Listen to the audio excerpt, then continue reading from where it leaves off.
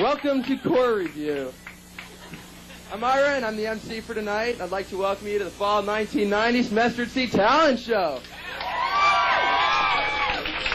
Got a jam-packed evening full of the finest talent in the universe.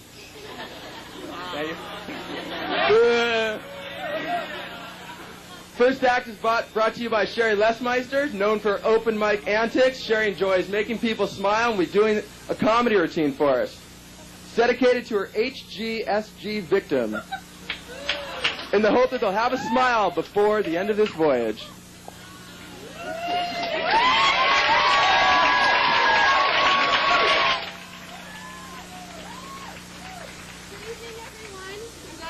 You're all here. I was looking at my calendar this morning. Are the mics on? Okay. I was looking at my calendar this morning and I realized that today...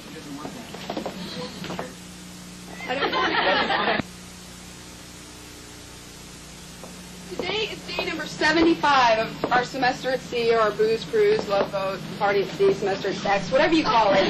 We only have 1/4 of the trip left, and I started thinking about how some of our lives are going to change when we get home, just for the fact that we're not even going to be on a constantly moving atmosphere anymore.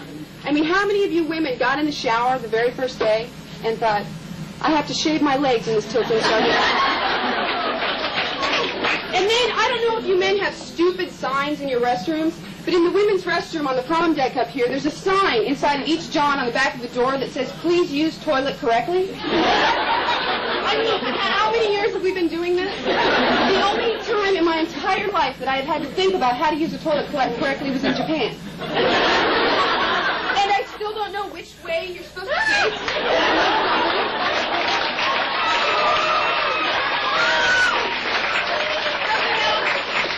I was thinking about was how we exercise on this trip. And for you men that think that all of us women that are out there riding those bikes every day that we just sprint to fitness, we love those seats on those waves.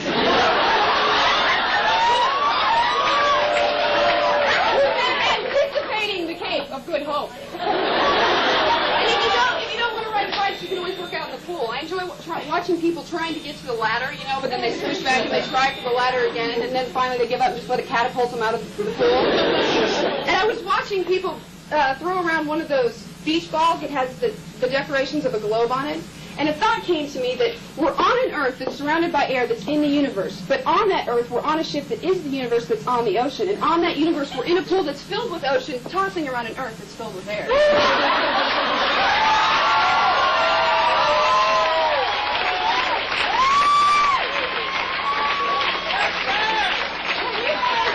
Has it happened to you guys that on one night you and your roommates all in unison have a brain fart and forget to close your closets correctly? You wake up in the middle of the night to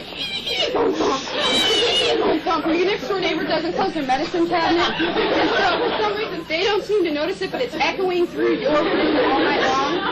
And we get excited about really silly things on this trip, like rumors. I mean, it's like we have our own soap opera. Like salt in the ocean, these are the waves of our lives. And then you think about the intercom. Don't we all just anticipate that hour before the ship leaves the dock in every port so that we can listen to that whining voice? I want to go home and turn on my radio and hear that voice about as bad as I want someone to cheese grate the skin off my shins. Excuse me, Jane Doe. Your passport's not in. You won't be getting off at Kenya. You're going to have dock time. The entire ship is waiting for you. Then there's mail. And we get so excited about mail. Mail is such a bragging affair here. I mean, it's like, why is it that it just so happens that all of us who don't have any friends are strategically planted next to the mailboxes that get all the mail? And speaking of mail, what the hell is this? Okay? This is not a letter. This is the inside of an envelope that has been written on and then glued together. And, you know, my mother could spend 6 cents more, get a real envelope, put in 2 pieces of stationery, and on 4 pages go into detail about defrosting the refrigerator, and I get that one.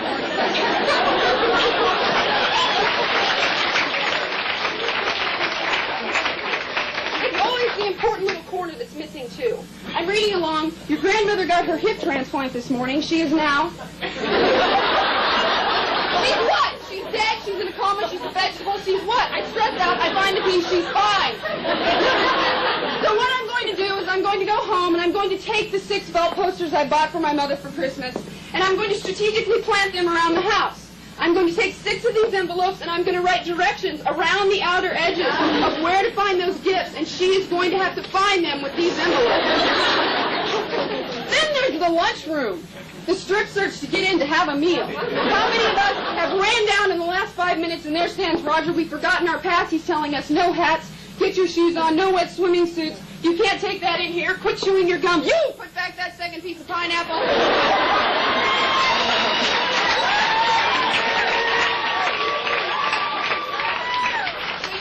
Tray, you get on the goofy guard, you're making your way through, and of course you always have to be behind that one guy who every day has to go, surprise, rice again!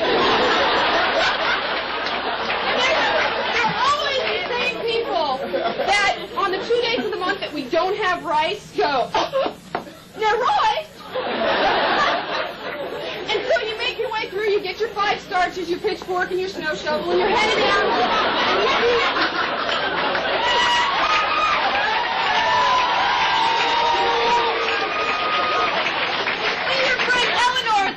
cafeteria is sitting alone. So you go and you do the race to get your stuff off your tray before the cafeteria member gets the tray away from you. And you sit down. As soon as you sit down, Eleanor starts sobbing. She was kissing Eugene the other night, and last night she saw Eugene with Mary Beth doing the worm in a sleeping bag. She's so upset. She's looking at you. She's pleading for your support. She needs you right now. But suddenly, out of the corner of your eye, you see your 136 glass of water, your 290 whipped lemon wedge, and your 2,198 pound of white rice heading for the side of the table. Luckily, in this moment of indecision, it is interrupted by the entire cafeteria going, whoa! You break the wave, and you're able to save your food and put up the big wave flying food guards. Finally, you get Eleanor calmed down. You're just about to start your meal, and then you hear those... The cafeteria is closed. Get the out. Thank you.